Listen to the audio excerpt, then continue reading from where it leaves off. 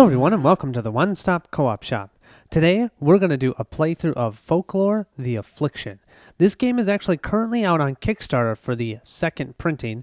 I'm playing with the first printing set here, and what I'm just trying to do is help you guys see if maybe you want to back that set, that second edition.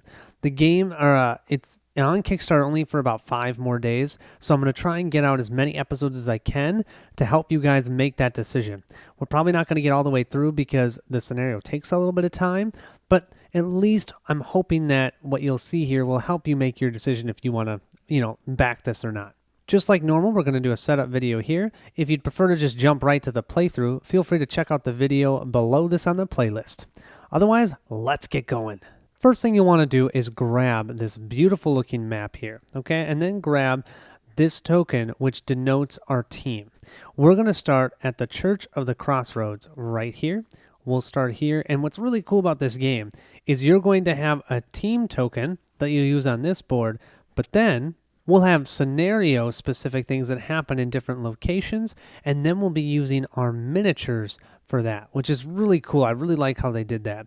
And this game is a lot like an RPG, so it might be a little different than what you've seen on this channel. But I thought I'd pick it up and give it a shot. I'm kind of curious to see if I'm going to like RPGs, and let's see if you guys do too. The next thing you want to do is get out all the different cards you're going to see in the game. Now, everything here needs to be shuffled with the exception of the ability cards and all of the enemy cards here. The enemy cards here, it's really nice to have them in alphabetical order, so they're easy to find when you're going through your playthrough. But otherwise, everything else, and your abilities here, otherwise everything else should be shuffled. Your abilities, you might need to find a specific letter, or a specific name of one, so generally we keep them in alphabetical order. The playthroughs that I've seen out there so far have not used these 3 characters, so that's what I'm going to do. I'm going to have the Telepath, the Exorcist, and the Archaeologist for my solo play. For a little background information, the Archaeologist is an explorer and scholar focused on the ancient and unexplained. He's become convinced that our history has been shaped by beings and forces beyond nature and science. He has traveled far and wide in his quest for knowledge and now explores the depths of his supernatural to gain his answers. At the beginning of the game, you have to choose a character focus. We can either choose the explorer or the scholar. I chose the explorer.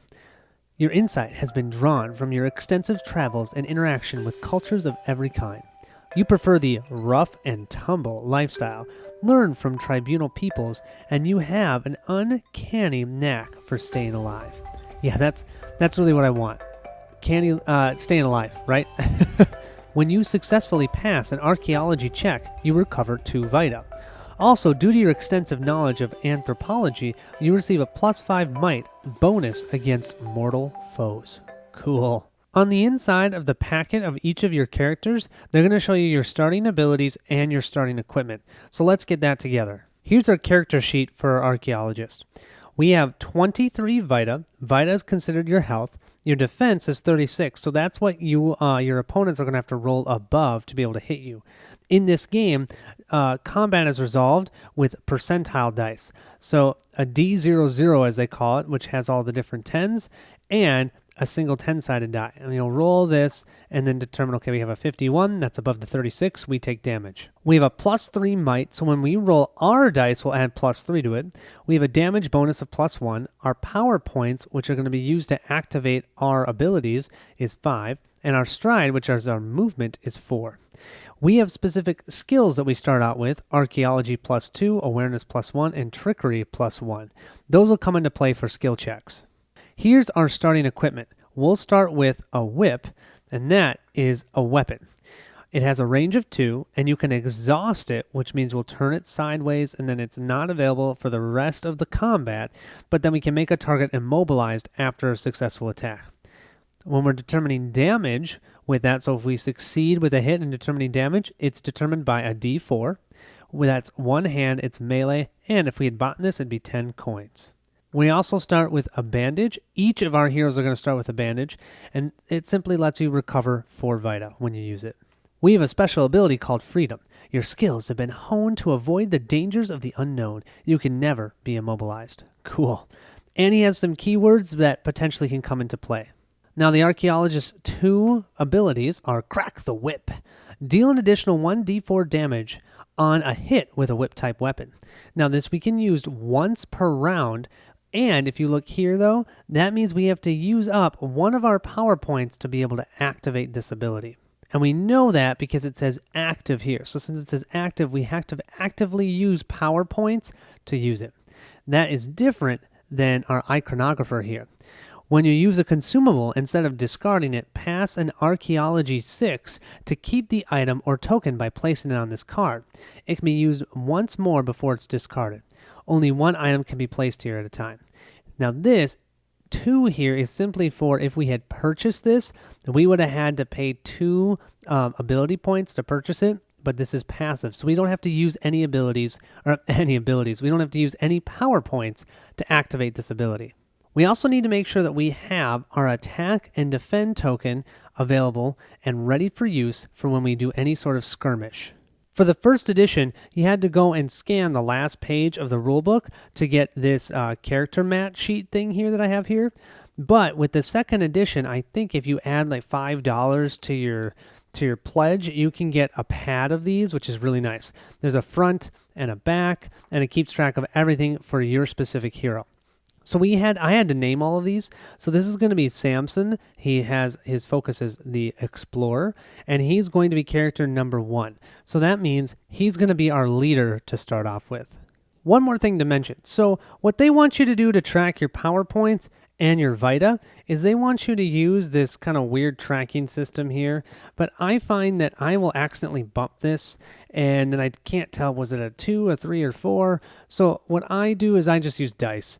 So we're going to put a 20 here. Gosh, I wish I had 80 health.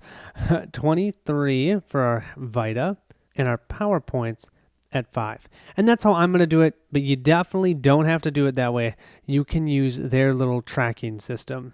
Here's our second character, the Exorcist. The Exorcist is a priest of sound-minded body whose training and purpose are to seek out those evil forces and beings that wreak havoc on our world. He is a true spiritual warrior, armed and ready to go head-to-head against those things that have crept up from the cracks of hell to torment mankind. We can either be a Sanctifier or a Banisher, and I chose the Sanctifier. Your mission is to cleanse the world of evil and bring it back towards the light. As a Sanctifier, you use your gifts to seek out that which has become tainted and transform it back into its proper form. You may not sacrifice companions, I'm okay with that, in order to avoid an attack or taking damage. Instead, you receive +2 max Vita for every companion you have. Cool! You may choose to consume holy water to heal 1d6 Vita to you or your allies, divided as you choose. So our Exorcist has 22 Vita, has defense of 36, might of +4, damage bonus of +1, power points of 5, so we'll grab that, sweet, stride of 4, he has archaeology as well, +1, faith +2, and speech +1. His weapon is the Aspergillum. It's this cool looking thing here. It says fillable, +5 might, ignores ethereal absorption, and holy keyword is required, which we have right there. Once again, 1d4 damage, 1 hand, and it's melee. We also have the bandages, just like Samson. We do also have holy water, and we get to grab a random prayer card. So we'll grab the prayer deck right here, give the top one a flip. Let's see what we have. Holy Crusade. Righteousness infuses you, granting enhanced combat abilities. Whoa, cool. All characters may attack with a second one-hand weapon without spending a power point during the current encounter. Wow, that is so cool. That is definitely not the prayer that I had when I did my practice playthrough. And it's Faith 7. So how that works is we have to pass a Faith 7 skill check. If we do, then we can activate this. Ooh, that's going to be cool. We have a special ability called Most Holy. Your Holy Spirit resists corruption that would normally afflict lesser men. You are never affected by bloodlust. Our 2 abilities are Purification. Restore 4 Vita to yourself or an adjacent ally. Usable during a skirmish. That is usable. Cool. And do you see this? That means it can be used at any time. That hourglass. Melee, so you need to be adjacent. Infinite amount of uses, but it does take 1 power point to do it. We also have Blessing of the Cross.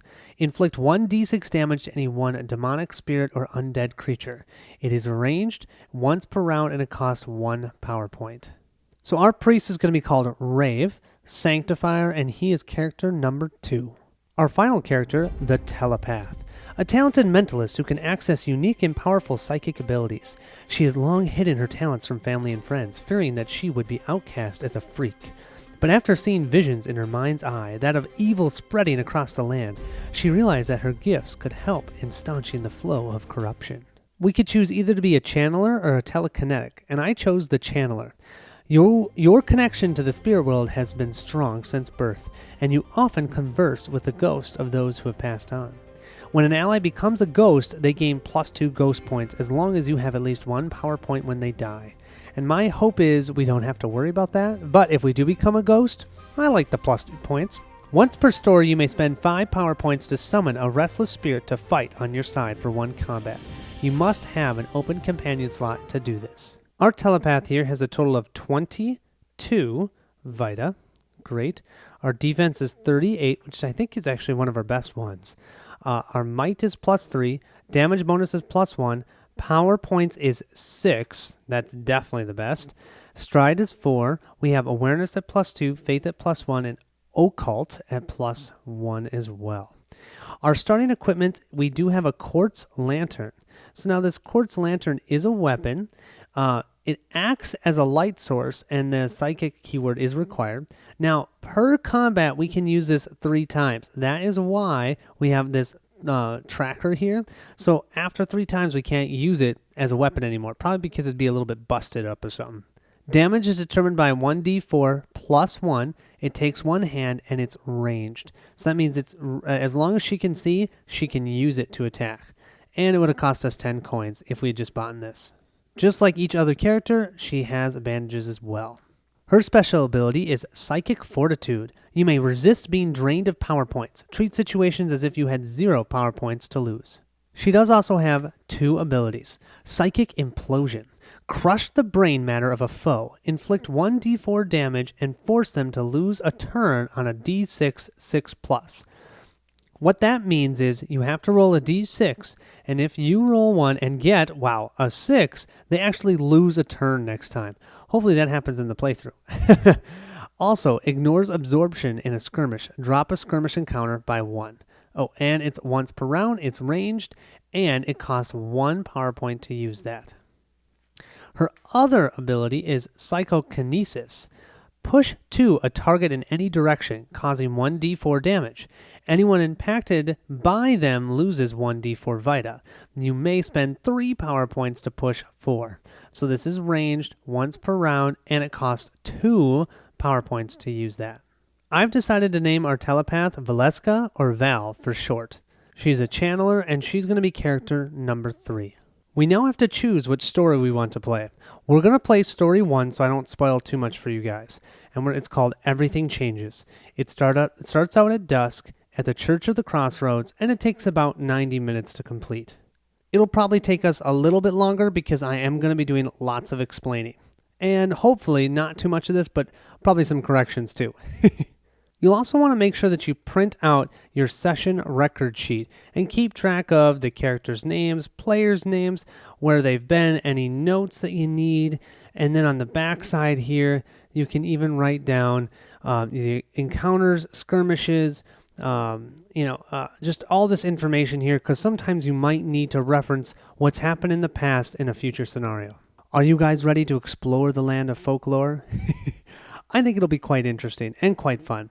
Hope you guys are excited, and thanks so much for watching. I'll see you in the next episode.